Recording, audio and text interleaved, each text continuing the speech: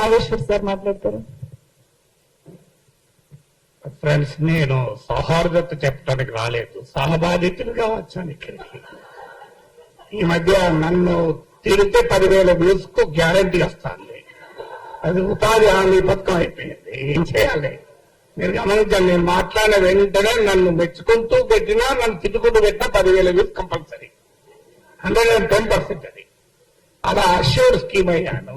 కానీ ఇక్కడ మహిళా జర్నలిస్ట్ లో నేను నిజంగా మిమ్మల్ని మహిళా జర్నలిస్ట్ అనను. మీరు జర్నలిస్టులు అంటే మీరేం ప్రత్యేకంగా మహిళా జర్నలిస్టులు పురుష జర్నలిస్టులు ఉంటారు. జర్నలిజం అయితే మా మీద దాడిని భరించగలుగుతాం, మీ మీద దాడిని మేమే భరించలేము. అందులో మీరు భరించి ఇంత ధైర్యంగా మాట్లాడుతున్నారంటే మొదటి విజయమనం సాధించినట్లే. ఎందుకని వాళ్ళు ట్రోలింగ్ చేస్తున్నాడు? ఒక తులసి, ఒక వనజ, ఒక విప్లవశ్రీ, ఒక ఆస్మ, ఒక శ్రీనిధి ఇక మాట్లాడొద్దు అనేది వాడి ఉద్దేశం. మేము బహిరంగ గట్టిక బిగ్గరగా మాట్లాడతాం, ఏం చేస్తుందో చేసుకోపోన్నాం. సో ఇది మొదటి విజయం. ఇప్పుడు మనం చర్చించాల్సింది what is to be done. ఏం చేయాలి? ఏం చేయాలంటే ఇంకా బిగ్గరగా మాట్లాడాలి. ఇది మొదటిది. ఎంత బిగ్గరగా మాట్లాడాలి? వాడు నిలబడేలా మాట్లాడాలి. ఎంతకాలం మాట్లాడుతుందా ట్రోలింగ్ చేస్తాడు, ఎప్పుడోసారి ఓపిక నశిస్తాడు కదా. ఫార్చునేట్లీ మనలాంటి వాళ్ళు పెరుగుతున్న కొద్దీ వారికి టైం కూడా సరిపోదు, డిస్ట్రిబ్యూట్ అవుతుంది. క్షేత్రగణితం, మెన్సురేషన్. నలుగురు ఉన్నప్పుడు వాళ్ళందరూ నలుగురు మీద పడతారు. 40 మంది అయితే 40 మంది మీద పడతారు. 400 అయ్యారనుకోండి, మనం డిస్ట్రిబ్యూట్ అయిపోయి మన మీద ఆడి తగ్గుతుంది. అందువల్ల మనం మరింత ఎక్కువ మందిని సృష్టించే పని మనం చేయాలి. అందుకు మీరు నిజంగా మిమ్మల్ని అభినందిస్తున్నాం. ఎందుకంటే మీరు ధైర్యంగా ఉండడం. డిఆర్ మంకేకర్ అనే గొప్ప సంపాదకులు నో మై సన్ నెవర్ అని జర్నలిజంలోకి వచ్చే కొడుకును ఉద్దేశించి ఆ రోజుల్లో బుక్ రాశాడు. కానీ ఆ రోజుల్లో జర్నలిస్టుల స్థితిగతుల గురించి ఆలోచించి రాశాడు, ఈ ట్రోలింగ్ కాదు. సో ఈ రోజు ట్రోలింగ్ చూసి కూడా నో మై డాటర్ నెవర్ అనేది వచ్చింది. ఎస్ మై సిస్టర్ ఆల్వేస్ అని చెప్పాలి. అలా మనము వందలాది మంది జర్నలిస్టులను తయారు చేయడం వల్ల ట్రోలింగ్ ను ఆపడం కాదు, ట్రోలింగ్ విల్ బికమ్ కాస్ట్లీ. ఎందుకంటే మనం 500 మంది ట్రోల్ చేయాలని వాడు ఎక్కువ మంది పెట్టుకోవాలి. దీన్నే ఇప్పుడు అసిమెట్రిక్ వార్ఫేర్ అంటారు. ఇరాన్ వాడు సాధించింది అదే కదా. They have to impose cost on them. వాడి ఖర్చు పెరగాలి, వాడి పని పెరగాలి, అప్పుడు వాడు ఎక్కడో కాలం ఆగుతాడు. సో అందువల్ల మనం ఎక్కువ మంది జర్నలిస్టులను సృష్టించడం రెండవ పని కావాలి.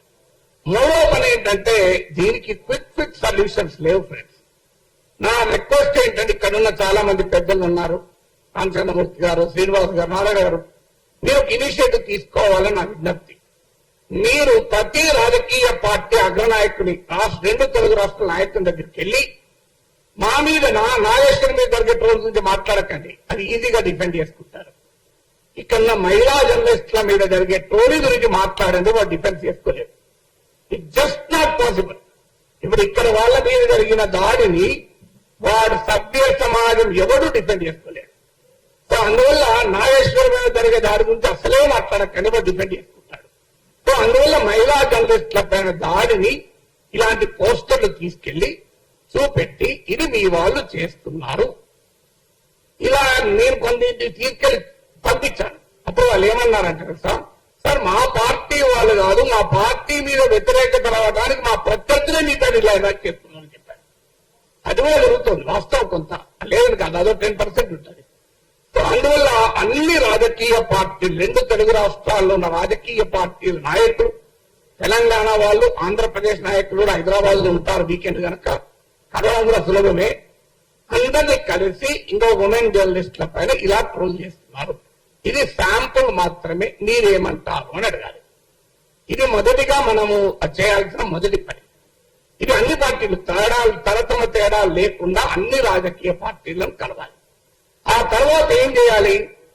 4వ సొల్యూషన్, ఇలాంటి ఒక రౌండ్ టేబుల్ పెట్టి అన్ని పార్టీల నాయకులను పిలిచి వాళ్ళ ముందర చర్చ పెట్టాలి. సో వాళ్ళు ఎంత లోపల ఈ పని చేయించినా బయట వచ్చి సమర్థించుకోరు, ఇంపాసిబుల్. ఇంకా మన సమాజం అంతా అనాగరికంగా కాలే, ఇంకో 10 ఏళ్ళు పడుతుంది. ఇలాంటి వ్యవస్థ ఇట్లే కొనసాగుతూ 10 ఏళ్ల తర్వాత బహిరంగ కూడా సమర్థించుకుంటారు. మీరు కనుక రాజకీయ పార్టీల ప్రతినిధులను పిలిచి కూర్చుండబెట్టి ఇందులో ఇప్పుడు కొంతమంది కేస్ స్టడీ చెప్పారు. విప్లవశ్రీ వీళ్ళ కేస్ స్టడీస్ ముందు పెట్టాలి. మీరు ఏమంటారు చెప్పండి. So what will you do? మీరు ఆన్సర్ చెప్పండి అని చెప్పి ఆ రాజకీయ పార్టీలను పబ్లిక్ గా నిలదీయాలి. ఎందుకంటే ఇది ట్రోలింగ్ అనేది రెండు అనేక లేయర్స్ లో జరుగుతుంది. ఒక అతిపెద్ద లేయర్ పొలిటికల్ పార్టీల ట్రోల్ ఫ్యాక్టరీనే. దాన్ని మనం ఈజీగా ఎదుర్కోవచ్చు. వాడు వాళ్ళకి పోయే కాలం దాపురించింది కనుకనే మహిళలతో పెట్టుకున్నారు. పురుషులతో పెట్టుకుంటే వాడు ఎక్కువ సస్టైన్ చేయగలరు. మహిళలతో పెట్టుకుంటే సస్టైన్ చేయలేరు. ఎందుకంటే ఇప్పటికీ మన సమాజంలో ఎక్కడో ఒక చోట మహిళను అనాలి అంటే, ఉమెన్ అనాలంటే మొగాట ఉంటే వస్తుంది. బహిరంగంగా అనాలి. అనానిమస్ గా ఉన్నప్పుడు ఏమన్నా మాట్లాడతాడు వాడు ప్యాట్రియార్కీ అంటే అప్పుడే బయటపడుతుంది. కానీ పబ్లిక్ గా ఉన్నప్పుడు బయటపడాలంటే కష్టపడతాడు. ప్రైవేట్ గా ఉన్నప్పుడు వాడి ప్యాట్రియార్కీ బయటపడుతుంది, వాడి కులపిచ్చి బయటపడుతుంది, అన్ని బయటపడుతుంది. కానీ పబ్లిక్ గా ఉన్నప్పుడు అవన్నీ దాచుకొని నటిస్తాడు కనుక ఆ నట సార్వభౌములుగా అవతారం ఎత్తిన సమయంలో వాళ్ళని నిలదీయాలి. మీరు ఏం చెప్తారు చెప్పండి, ఇదో ఇలా ఫోన్ చేస్తున్నారు. అది నెక్స్ట్. తర్వాత లీగల్ బ్యాటిల్ నాకు పెద్దగా నమ్మకం లేదు. ఎందుకంటే నేను 2023లో కేసు పెట్టాను. ఇప్పటికీ కేసు ఏమీ కాలే. నా సమయం వృధా అవుతాను. అందువల్ల ఆ కేసుల వల్ల ఏమీ ప్రయోజనం లేదు. నేను పోతే ఏమన్నారు కదా, ముఖ్యమంత్రి పైన ట్రోలింగ్ ఉన్నది సార్, మిమ్మల్ని ఏం చెప్తాను. సో అందువల్ల ఐ హావ్ నో బిలీఫ్. చెయ్యొద్దని అంటలేడు, కానీ ఐ హావ్ నో బిలీఫ్. ఇంకోటి చెప్తాను. ఈ మధ్య నా గురించి 2 టీవీ ఛానల్ పెద్ద డిబేట్లు పెట్టి, సో ఆన్లైన్ లో సోషల్ మీడియాలో ఎంత బూతులు తిరుగుతారో టీవీలో బూతులు తిట్టారు. ఇంకా దాని 2 టీవీ ఛానల్. ఒక టీవీ ఛానల్లో యాంకర్ ఆపాడు, ఇంకో టీవీ ఛానల్ యాంకర్ ప్రోత్సహించాడు. ఆ టీవీ ఛానల్ యజమానికి నేను ఫోన్ చేసింది. ఎందుకంటే ఈ మధ్య నా మీద 20 నిమిషాలు మాట్లాడాడు. 20 నిమిషాలు ఆయన పాపులర్ కామెంటరీలో నా గురించే మాట్లాడాడు, దేశంలో ఏ సమస్య లేనట్టు. నేను ఫోన్ చేసి అడిగాను, నువ్వు అద్భుతంగా విశ్లేషణ చేశావు, కానీ ఒక్క మాట అయినా ఇంత నీచంగా నాగేశ్వరుడు తప్పని అనే ధైర్యం ఎందుకు చేయలేకపోయావు అన్నా. పోనీ నీవు కేసులు పెట్టినందుకు రైట్ అని చెప్పుకునే ధైర్యం ఎందుకు చేయలేకపోయావు చెప్పండి అన్నా. పక్క నువ్వు అన్నందుకు ధైర్యం చేయాలి, కొన్ని రైట్ అన్నందు ధైర్యం చేయాలి, నాకు అభ్యంతరం లేదు. అంటే ఆ కేసులతో ఏమవుతుంది, నా మీద కూడా ట్రోలింగ్ జరుగుతుంది అంటాడు. సో అందువల్ల దయచేసి ఇక్కడ ఉన్న జర్నలిజం పెద్దలకు నా విజ్ఞప్తి ఏంటంటే, ఇది ఆన్లైన్ మీడియా కాదు, మెయిన్ స్ట్రీమ్ మీడియాలో కూడా అతి నీచంగా నా పైన 1 hour డిబేట్ పెట్టి చర్చించారు. ఓకే, నీ ఇమాజిన్ మెయిన్ స్ట్రీమ్ డిబేట్ లో నీచాతునీతంగా వ్యక్తిగతంగా మాట్లాడారు. కానీ దాన్ని ప్రోత్సహించినారు ఆ టీవీ ఛానల్స్. సో ఈ దూరం నాతో మొదలైంది. మీరు చూడండి, భవిష్యత్తులో ఈ టీవీ ఛానల్ కూడా ఆ ట్రోల్ ఆర్మీల ఎక్స్టెన్షన్లే. మనందరికీ తెలుసు ఈ ట్రోల్ ఆర్మీలను ఏ రాజకీయ పార్టీలు పోషిస్తున్నాయో ఆ టీవీ ఛానళ్లను కూడా అదే రాజకీయ పార్టీలు పోషిస్తుంది. ఇందులో అనుమానం లేదు. అందువల్ల వాళ్ళు కూడా అదే పని చేస్తున్నారు. అందువల్ల వారి యాజమాన్యాల పైన కూడా ఒత్తిడి తేవాలి. డిబేట్ పెట్టండి, ఎవరన్నా మేమన్న మాటలు కనిపిస్తున్నది, ఇది ఎంతన్నా డిబేట్ పెట్టండి. కానీ మీకు ఎవరిచ్చారు అధికారం నీచంగా వ్యక్తిగతంగా మాట్లాడటానికి? కనీసం ఆ డీసెన్సీ అన్న టీవీ ఛానల్ పాటించాలి కదా, అట్లీస్ట్ మెయిన్ స్ట్రీమ్ మీడియాలో పాటించాలి కదా. కానీ ఆన్లైన్ అంటే అనానిమస్, వాడు ఎవరో తెలియదు. కానీ టీవీ ఛానల్ తెలుసుకునే వరకు వాళ్ళు నాతో కూడా డిబేట్లు పెట్టిన యాంకర్లే కదా. మళ్ళీ విచిత్రం ఏంటంటే, మరి ఎలా మాట్లాడాలి? వాళ్ళు రాజకీయ పార్టీ అధికార ప్రతినిధులను పిలిపించి ఆ అధికార ప్రతినిధుల చేత నీచంగా తిట్టిస్తున్నారే. ఈ టీవీ ఛానల్ కన్నా సిగ్గున్నారు కదా. సో ఎందుకు ఈ మాట చెప్తున్నా అంటే, మెయిన్ స్ట్రీమ్ మీడియాలో కూడా ఈ ట్రోలింగ్ ఎగబాకుతోంది. ఈ ధోరణి రాబోయే కాలంలో మరింత ప్రమాదకరంగా మారుతుంది. ఎందుకంటే ఇక నెక్స్ట్ ఏం చేయాలి? ఇవన్నీ మనం what is to be done అనే దాంట్లో ఏం చేయాలి అంటే, సమాజానికి sunlight is the best disinfectant అన్న సుప్రీంకోర్టు. అంటే మనం ఇంకా ఎక్కువ మాట్లాడడం వల్ల మాత్రమే. ఓ తత్వవేత్త అంటాడు, నిలబడితే నీవు శత్రువు మనని కొడితే ప్రజలకు తాకాలి, మనము శత్రువును కొట్టితే కూడా వారి వెనకాలన్న ప్రజలను స్పందించేలా చేయాలి. అందువల్ల ప్రజా సమస్యల పైన మరింత ఎక్కువగా మాట్లాడితే వద్దన్నా వాళ్ళే మన రక్షణకు వస్తారు. నువ్వు నన్ను ట్రోల్ చేస్తావు, నేను విశాఖ స్టీల్ ప్లాంట్ కార్మికుల తరఫున మాట్లాడినా, వాళ్ళు చూసుకుంటారు. నువ్వు నన్ను ట్రోల్ చేస్తావు, నేను పొగాకు రైతుల పక్షాన మాట్లాడినా, ట్రోల్ చేసి చూస్తా, వాళ్ళు చూసుకుంటారు. నువ్వు ట్రోల్ చేస్తావు, నేను ఆటో రైతుల పక్షాన మాట్లాడినా, నీవు ట్రోల్ చేస్తావు, నేను తెలంగాణ పోలీసులకు ఉద్యోగాల కొరకు బాధపడుతున్న నిరుద్యోగుల గురించి మాట్లాడతావు. ఏం చేస్తావో చూడండి. అందువల్ల నేను ఈ మధ్య పరిగెట్టుకుని ఇదివరకన్నా ఎక్కువగా ఎక్కడ ప్రజా సమస్య ఉందో జల్లడ పట్టి వెతికి వాళ్ళ గురించి ఎక్కువ మాట్లాడుతున్నాం. ఎందుకంటే అల్టిమేట్ గా ప్రజలే మన కవచము, అది గుర్తుపెట్టుకున్నాం.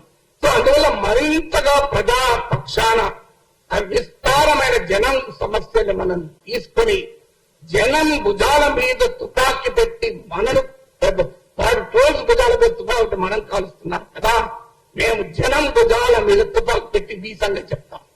అప్పుడు ఏమంటారో చూడండి, మీరు మమ్మల్ని కొడతానంటే ఆ ప్రజలే మా రక్షణకు వస్తారు. అది మన అనుభవం అందరిది కూడా. అందువల్ల ఇలా మనం ఆలోచించాల్సింది ఏంటంటే తత్వవేత్తలు సమాజాన్ని పరిపరి విధాలు నిర్వచించారు. ఈ ట్రోలింగ్ గురించి 100 రకాలుగా చెప్పగలిగే సామర్థ్యం ఉన్నవాళ్ళు, అనుభవం ఉన్నవాళ్ళు ఇక్కడ చాలా మంది ఉన్నారు.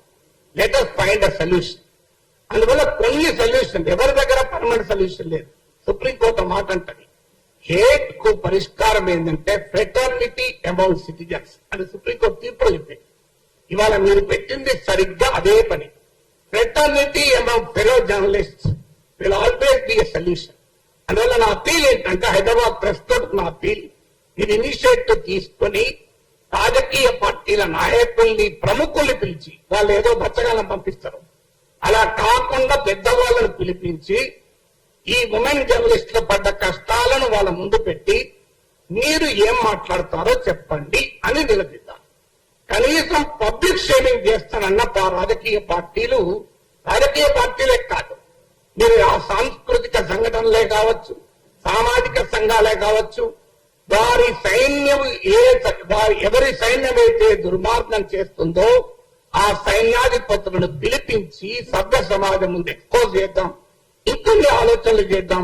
ఇది ఇస్ ఓన్లీ ఏ బిగినింగ్.